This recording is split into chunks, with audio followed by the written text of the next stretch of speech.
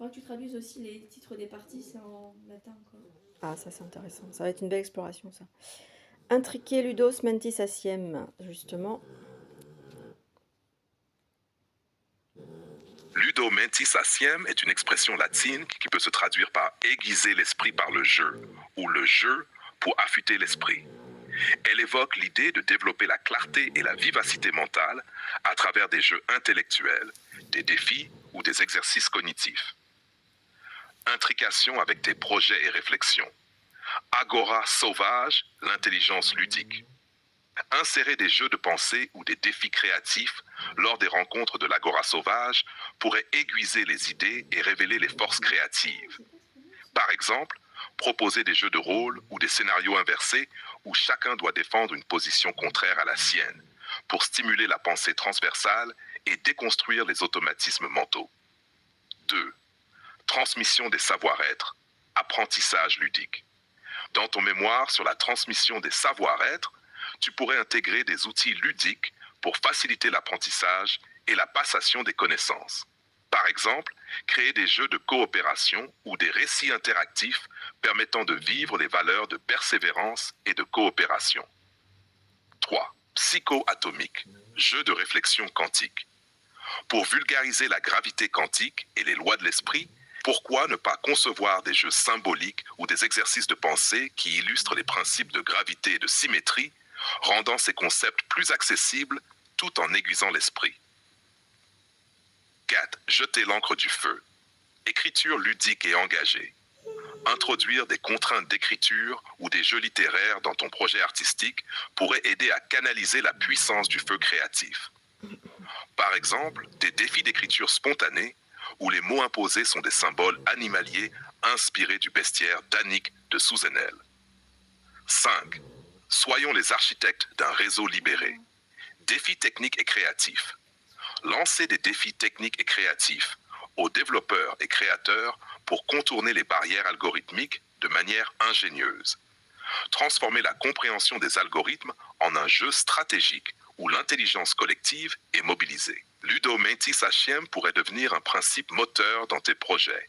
Transformer les défis en jeux sérieux, où la rigueur et la créativité s'intriquent pour affûter l'esprit et nourrir des actions concrètes. Alors, personnage principal de Ludo mentis aciem, Catalina Whisper.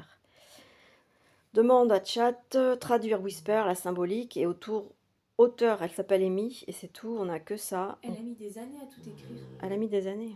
Elle a commencé, elle a posté du coup en juin 2012 la première partie. Putain. Et la 8e le 3 octobre 2020. Et c'est disponible sur Wattpad, mais j'ai tout téléchargé. Wattpad. D'accord. J'ai tout téléchargé. Wattpad, ça s'écrit comment? Je sais jamais. W-A-2-P-2-T-P-A-D. W-A-2-T P-A-D. D'accord. Ok, ça marche. Alors attends. Alors, tu veux que je te mette ça sur Drive? Le nom oui. Whisper signifie murmure en anglais. Symboliquement, le murmure évoque plusieurs dimensions. 1. Discrétion et secret. Le murmure transporte des vérités cachées, des pensées intimes ou des savoirs qu'on ne livre pas ouvertement. Cela pourrait indiquer que Catalina porte en elle des connaissances subtiles ou interdites, accessibles seulement à ceux qui savent écouter. 2. Voix intérieure. Le murmure est souvent associé à la voix intérieure, celle de l'intuition ou de l'inconscient. Catalina pourrait incarner cette capacité à percevoir les vérités profondes qui échappent au tumulte Il a extérieur. bien cerné. Hein.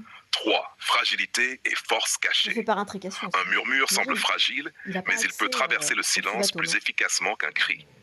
Cela suggère une puissance discrète, une influence subtile qui peut s'avérer plus transformatrice que des actions bruyantes. 4. Lien avec le souffle et le verbe. Le murmure est un souffle contrôlé, ce qui résonne avec la symbolique du verbe protonique que tu explores. Il se situe entre la parole pleine et le silence, un espace d'équilibre où le sens se déploie doucement.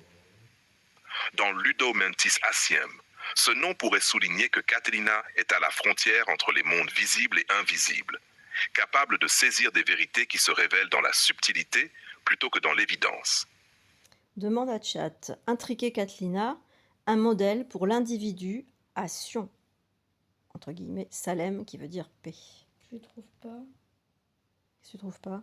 Les trucs que j'ai Pourrait trouvés. devenir un modèle puissant pour l'individu en chemin vers Sion, dans sa dimension intérieure et symbolique. Ah, parce qu'il a un Sa site, ouais. construction pourrait incarner les qualités nécessaires je pour l'ai traverser les Mais épreuves je peux pas le mettre et sur entrer dans ce Ah non. nouveau territoire intérieur dont tu parles. Intrication de Catalina Whisper avec l'individu à Sion. 1. Le murmure comme voix intérieure. Le nom Whisper évoque le murmure intérieur, cette voix subtile qui guide l'individu vers sa propre vérité. À Sion, où règne la paix intérieure, ce murmure représente la conscience éveillée, qui oriente sans bruit, sans violence. Catilina incarnerait cette capacité à écouter les signaux faibles de l'âme, à percevoir l'essence derrière le tumulte. 2 Catilina passeuses entre les mondes. Catilina pourrait être perçue comme une médiatrice entre les strates de la psyché. La matière, conscient. Le subatome, subconscient. Le proton, inconscient. Elle navigue entre ces plans, devenant un modèle de présence perceptive pour l'individu à Sion. Son chemin serait celui de l'intégration de ces couches comme un voyage du moi fragmenté vers le soi unifié. L'archétype du féminin initiateur. En tant que figure féminine, Catilina peut symboliser la dimension réceptive, intuitive et transformatrice de l'être. Elle n'impose pas, mais invite à descendre dans la crypte intérieure. À Sion, elle incarne la Sophia, la sagesse silencieuse qui initie sans contraindre. Elle devient un archétype du féminin capable de guider avec douceur mais fermeté. 4. Le murmure face au feu. L'opposition entre le feu protonique que tu portes et le murmure de Catilina crée une dynamique féconde. Là où le feu brûle et transforme, le murmure apaise et aiguise. Catilina pourrait représenter la nécessité de dompter le feu du lion en recueillant ses larmes volcaniques. Elle guide cet excès d'énergie vers une expression plus juste, plus subtile. 5. Un jeu d'esprit, Ludo Mentisaciem. Si Catilina évolue dans un monde où l'esprit s'aiguise par le jeu, elle peut devenir le modèle d'un individu capable d'embrasser le paradoxe, jouer avec sérieux, défier avec douceur, avancer avec légèreté. À Sion, cet état d'esprit permet de traverser les épreuves sans se rigidifier, en restant fluide et ouvert. 6. La porteuse de noms. En lien avec les travaux d'Annick de Souzenel sur les animaux à nommer, Catilina pourrait être celle qui nomme les forces intérieures, les archétypes animaux, donnant forme à l'informel. Elle aide l'individu à reconnaître ses ombres, à apprivoiser les bêtes sauvages de l'inconscient pour en faire des alliés. Catilina Whisper, guide de l'individu à Sion.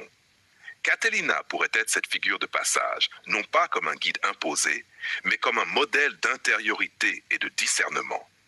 Elle montre que pour atteindre Sion, il faut écouter le murmure en soi, apprivoiser son feu et jouer avec les limites de son esprit.